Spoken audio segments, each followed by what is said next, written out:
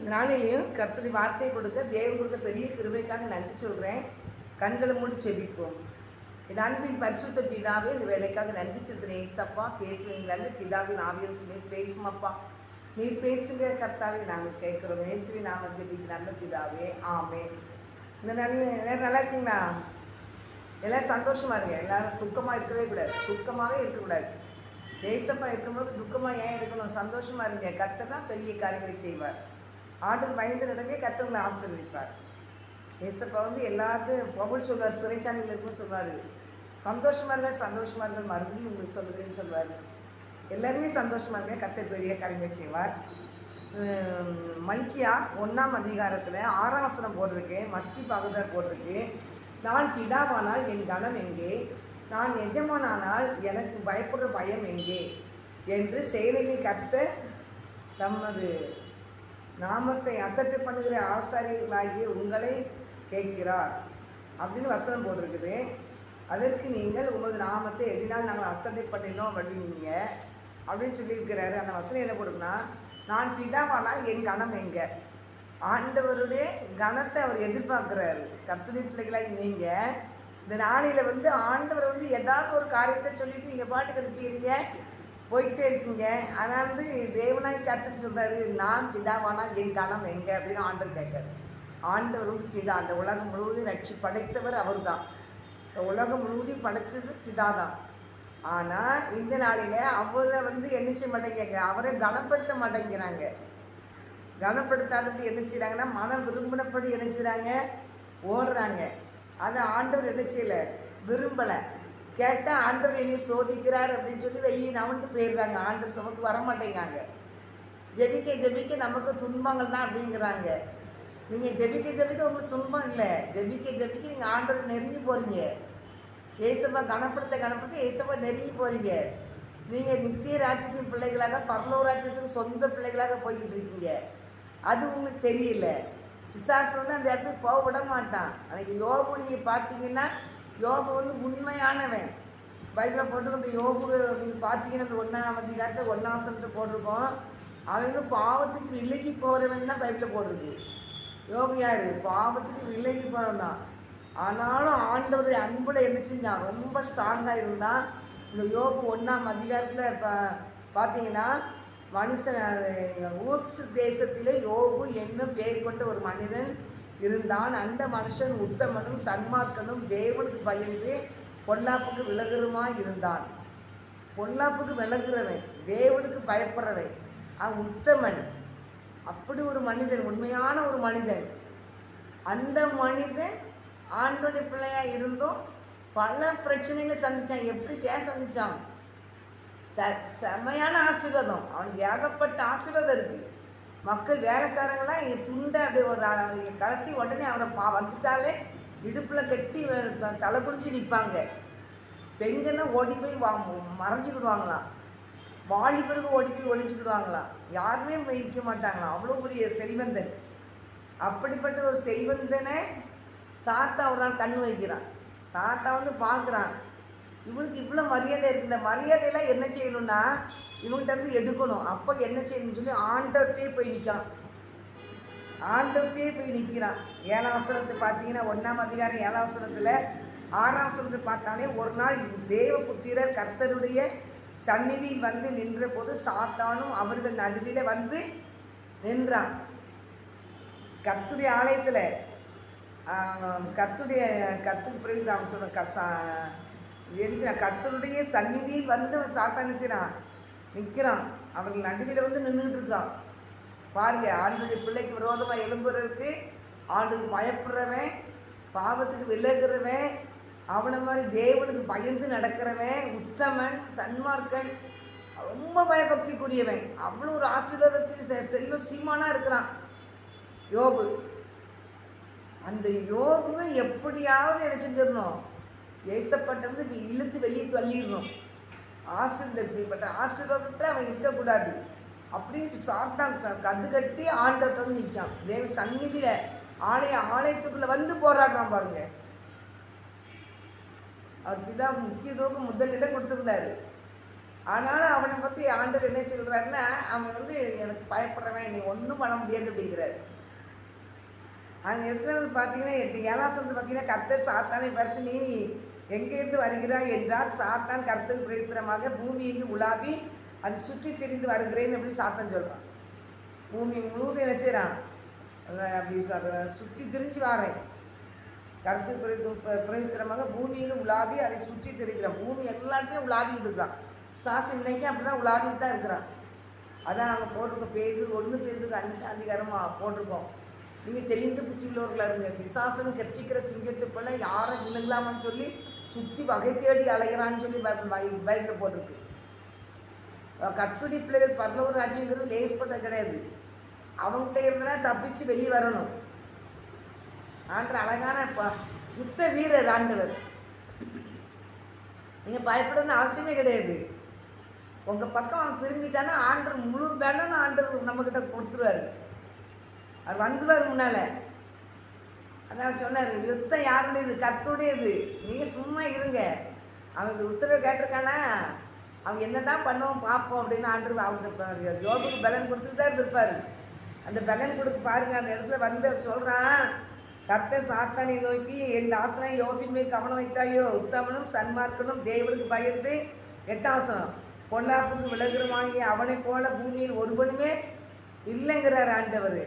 அவன் என்ன சொல்கிறான் பார்த்தீங்களா, அதற்கு சாத்தான் கர்த்தருக்கு பிரயுத்தரமாக யோபு விரதமாக தேவனுக்கு பயந்து நடக்கிறான். நீர் அவனையும் அவன் வீட்டையும் அவனுக்கு உண்டான எல்லாவற்றையும் நினைச்சிட சுற்றி வேலி அடைக்கவில்லையா? அவன் கைகளின் கிரியைகளை ஆசீர்வதித்தீர். அவனுடைய சம்பத்து தேசத்தில் பெருகி இருக்குது. எவ்வளோத்துக்குள்ள கேட்காம பாருங்க. அவன் மட்டும் அவன் வேலையை வச்சு போகலாம். கட்டுரை பிளேட்டை வந்து சீண்டுறதுக்குன்னு அவனுக்கு வேலையே ராத்திரியும் பார்க்கல. கட்டுரை பிளேட்டை சீண்டிக்கிட்டே அலைகிறது தான் அவனுக்கு வேலை. ஆனால் ஆண்டர்கிட்ட வந்து கேட்கான். அவன் கேட்பான், ஆண்டர்கிட்ட வந்து ஒன்றுனே கேட்பான். ஆண்டது சரி சும்மா அவனுக்கு நேரம் போல கொடுக்க, அப்போ சரி போய் பாரு, ஏன் பிள்ளைங்க என்ன யார் மேலே எப்படி இருக்காங்கன்னு போய் பார்த்துட்டு வெக்கப்பட்டு போகாம பாரு ஆண்டவர். அந்த இடத்துல வந்து அவரை படாத பாடு அவன் படுத்துறான். நான் மனைவி கூட என்ன செய்கிறா, இன்னுமா நீ ரெண்டு அவர் மேலே விசுவாசம் இருக்கிறது, தூசிச்சுட்டு ஜீவனை விட அப்படிங்கிறா. விசுவாசம் அங்கே நம்ம கொண்டாட்டிக்கிட்ட கூட இருந்து பேசுகிறான். நரகத்துக்கு போயிடறாங்க. தூசிச்சுட்டு தேவனை தூசிச்சுட்டு ஜீவனை விட்டு அப்படிங்கிறார். நான் ஆண்டர் என்ன சொல்ல, யோகம் என்ன சொல்கிறாரு, நன்மை பெற்று நம்ம தீமை பெற வேண்டாமா? அப்போ ஆண்டுட்டு வந்து எவ்வளோ நன்மை பெற்றுக்கொள்கிறோம், எவ்வளோ ஆசிரமம் ஆண்டு நம்மளை வச்சுருக்கிறாரு.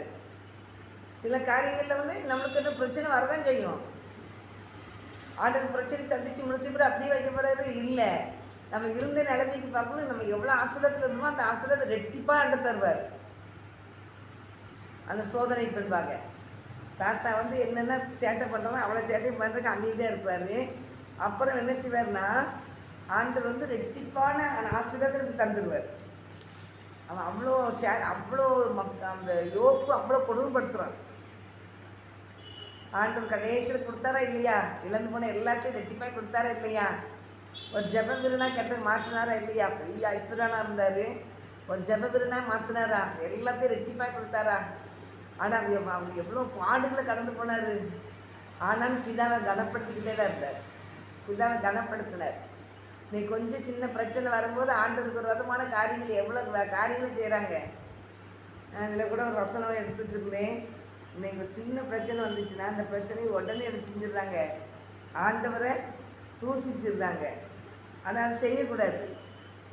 ஆண்டவர் எவ்வளோ ஒரு கவனமாக இருப்பார் தெரியுமா? ஒவ்வொரு பிள்ளைகளுக்கும் ஆண்டவர் சொல்லி கொடுப்பாரு, நீ பயப்படாத, நான் வந்து இந்த யுத்தம் உன்னுடையது இல்லை என்னுடையது, நீங்கள் சும்மா அமர்ந்திருந்து நானே தேவன் என்று அறிந்து கொள்ளுங்க அப்படின்லாம் சொல்லியிருப்பார்.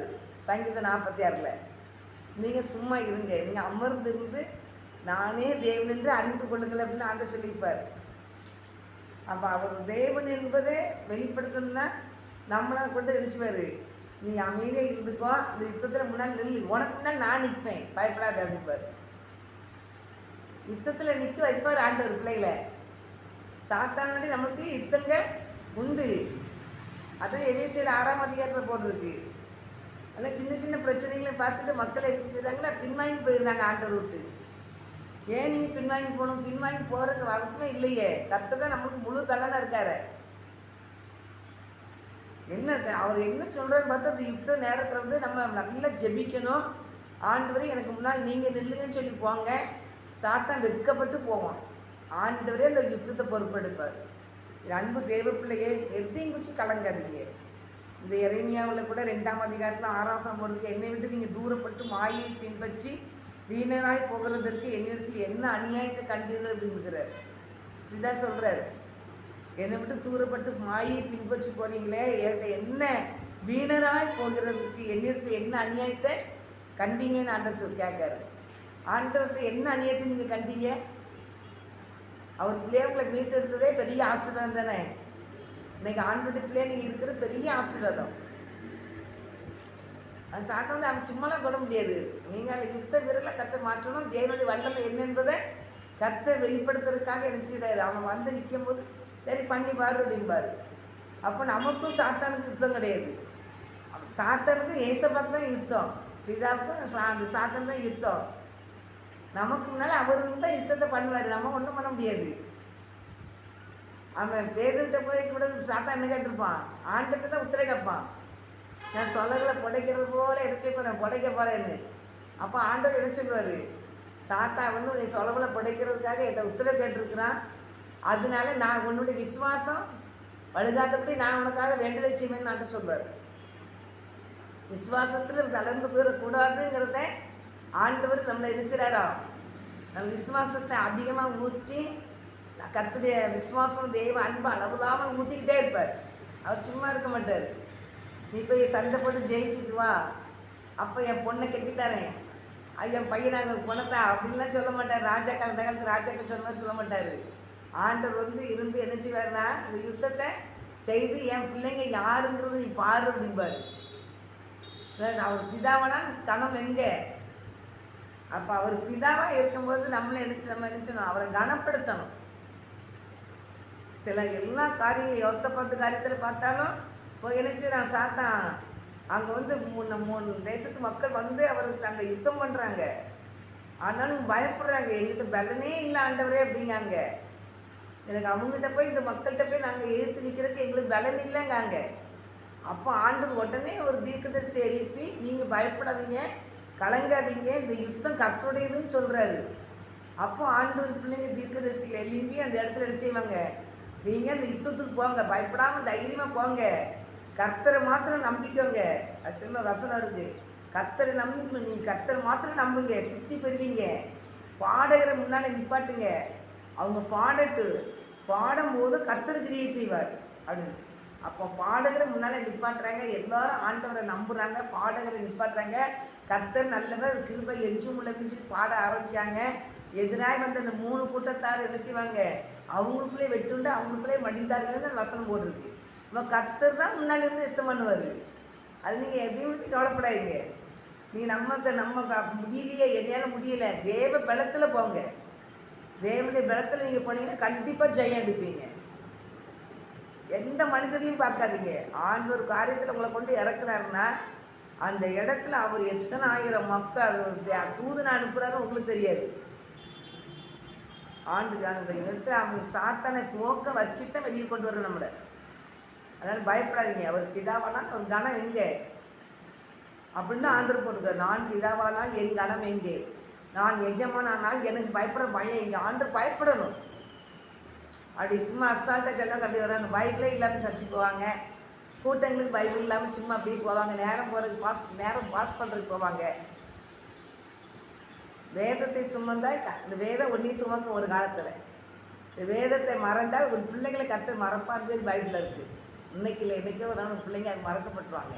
ஆண்டவர்கிட்ட உங்கள் பிள்ளைங்கள்லாம் பரலூர் ராஜ்யத்துக்குள்ளே வரணும், பரலூர் ராஜ்யத்துக்கு சொந்த பிள்ளைகளாக மாறணும் அப்படின்னா நீங்கள் வேதத்துக்கு முதல் இடம் கொடுக்கணும்.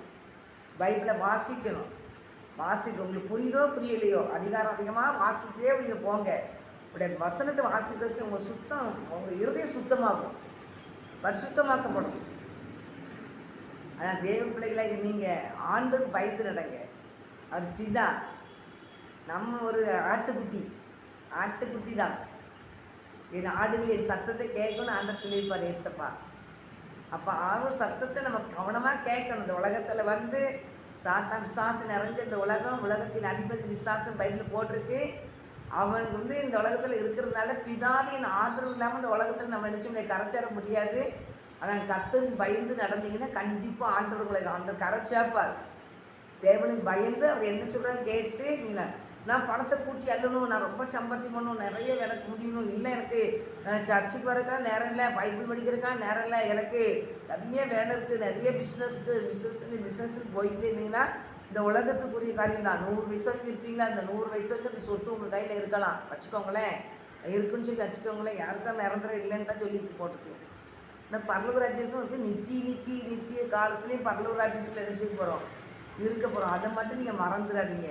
இந்த நித்திய காலமும் பரலோக ராஜ்யத்தில் நம்ம போக வேண்டியவானால் தேவனை இருக்க பிடிச்சிக்கோங்க. அந்த பெரும்பட ஸ்திரீ 12 வருஷம் பெரும்பட ஸ்திரீ நேரே வஸ்திரத்தை சிக்குன்னு பிடிச்சது போல் ஏசப்பா கரத்தை நீங்கள் சிக்குன்னு பிடிச்சிக்கோங்க. அவர் சொன்னார், நீ என்னை விட்டுட்ட நான் உன்னை விட்டுருவேன்னு இருக்கிறாரு 2 நாளாகும் 14ஆம் அதிகாரத்தில். அதனால் ஆண்டவர் விட்டுறாதீங்க.